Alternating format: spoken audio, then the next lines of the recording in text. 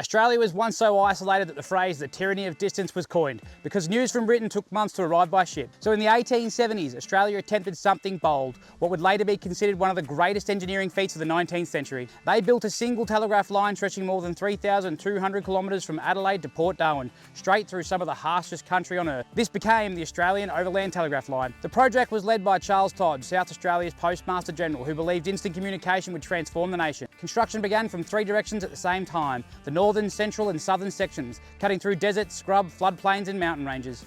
Between 800 and 1,200 people were involved at different stages: surveyors, engineers, linesmen, labourers, camel drivers and support crews, working in brutal heat, isolation and disease.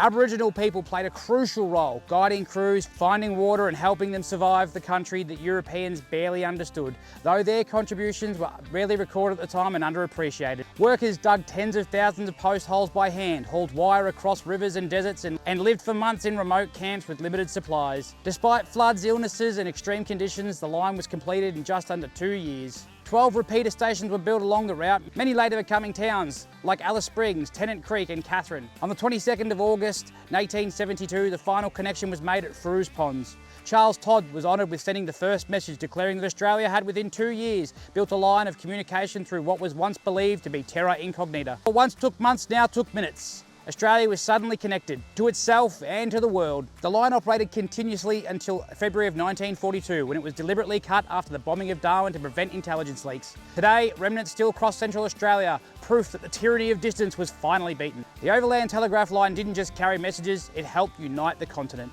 And that's the story of the OTL, and that's a story worth remembering.